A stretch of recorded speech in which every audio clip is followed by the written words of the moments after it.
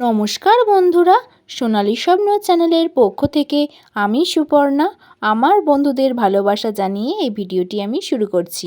আজকের ভিডিওর বিষয়বস্তু হলো পার্শ্ব একাদশী কী, পার্শ্ব একাদশী 2024 সালে কবে পালিত হবে, পার্শ্ব একাদশীর মাহাত্ম্য, পার্শ্ব একাদশী ব্রত পালনের পিছনে কোন পৌরাণিক কাহিনী লুকিয়ে আছে আজকের এই ভিডিওতে সেই সবই আলোচনা করব। তাহলে চলুন বন্ধুরা ভিডিওটা শুরু করা যাক। বাংলা ভাদ্র মাসের শুক্লপক্ষের একাদশী তিথির নাম পদ্মা বা পার্শ্ব একাদশী। অনেকে এই একাদশীকে পার্শ্ব পরিবর্তনী বা পরিবর্তনী একাদশী নামেও চেনেন। অনেকে একে আবার জয়ন্তী একাদশী বা বামন একাদশীও বলেন। আষাঢ় মাসের শুক্লপক্ষ একাদশী তিথিতে শ্রী ভগবান বিষ্ণু ক্ষীরসাগরের শ্বেত দ্বীপে অনন্ত শয্যায় বা যোগনিদ্রায় শয়ন করে নিদ্রিত হন। তাই আষাঢ় মাসের শুক্লপক্ষীয় একাদশীটিকে শয়ন একাদশী বলা হয়। এরপর ভাদ্র মাসের শুক্লপক্ষে একাদশী তিথিতে অনন্ত শয্যায় স্থায়িত ভগবান শ্রীহরি পার্শ্ব পরিবর্তন করেন। এ সময় তিনি বাম অঙ্গ পরিবর্তন করে দক্ষিণ অঙ্গে শয়ন করে। তাই এই একাদশীকে পার্শ্ব একাদশী বা পরিবর্তনী একাদশী বা পদ্মা একাদশীও বলা হয়।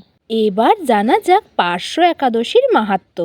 শাস্ত্রমতে বিষ্ণুর বামন অবতারের সঙ্গে পার্শ্ব একাদশীর যোগ রয়েছে।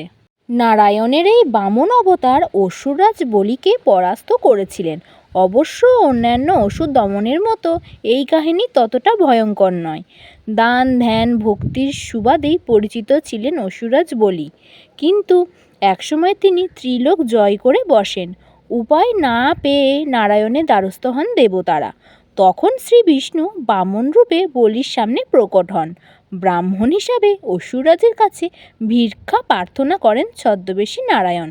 বলি নিঃসংকোচে সেই দান করতে উদগ্রীব হন, কিন্তু দান হিসাবে গোটা ত্রিলোকটাই চেয়ে ফেললেন নারায়ণ। আসলে বামন রূপে বিষ্ণু শর্ত দিয়েছিলেন তার 3টি পদক্ষেপে যতটুকু অংশ ধরা থাকবে সেটুকু দান হিসেবে দেবেন বলি। অসুররাজ রাজি হতেই মায়াবলে বামন থেকে বিশাল রূপে পরিণত হন নারায়ণ, আর 2 পদক্ষেপেই স্বর্গ মর্ত জয় করে নেন নারায়ণ। 3য় পদক্ষেপে তিনি রেখেছিলেন বলিরাজের মাথার উপর, যা অসুররাজকে পাতালে পৌঁছে দেয়। তবে বলির এই মহানতার জেরেই তাকে বিশেষ ভক্তের স্থান দেন নারায়ণ। সেই সঙ্গে প্রতিশ্রুতি দেন তিনি সবসময় বলির আশ্রমে বিরাজ করবেন। কথিত আছে ভাদ্র মাসের শুক্ল একাদশীতেই বলিরাজের আশ্রমে প্রতিষ্ঠা হয়েছিল সেই বামন অবতারের মূর্তি। প্রচলিত ধারণা অনুযায়ী মূলত বিধবা ও ব্রাহ্মণরা এই ব্রত পালন করেন, তবে শাস্ত্রে তেমন কিছু নির্দিষ্ট নেই। যে কেউ বিষ্ণুর স্মরণ নিয়ে এই ব্রত পালন করতে পারেন। মনে করা হয় একাদশী ব্রত পালন করলে যে কোনো দুর্ভোগের হাত থেকে রক্ষা করেন স্বয়ং নারায়ণ। সাধারণ কিছু নিয়ম মানলেই একাদশী ব্রত পালন হতে পারে। যে কোনো ব্রতের দিনই শুদ্ধাচারে কাটানোর নিয়ম। শুদ্ধ বস্ত্র পরতে হবে, চিন্তা ভাবনাও সঠিক পথে চালিত করতে হবে।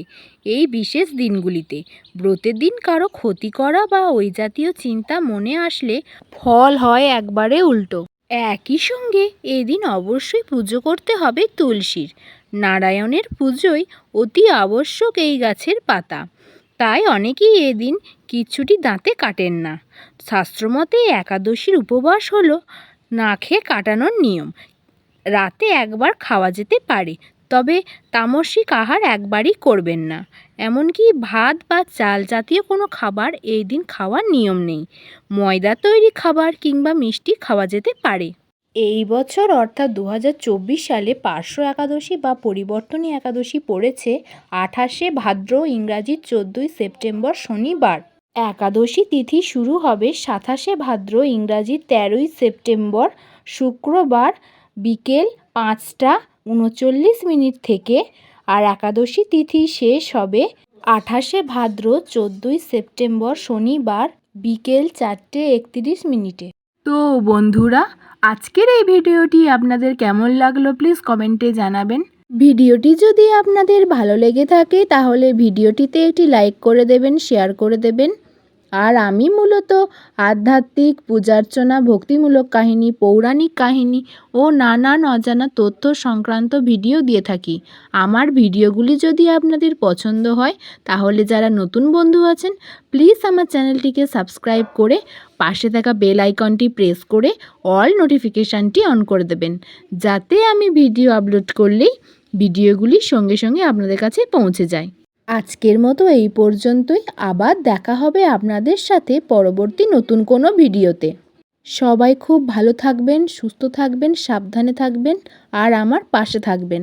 টাটা বন্ধুরা।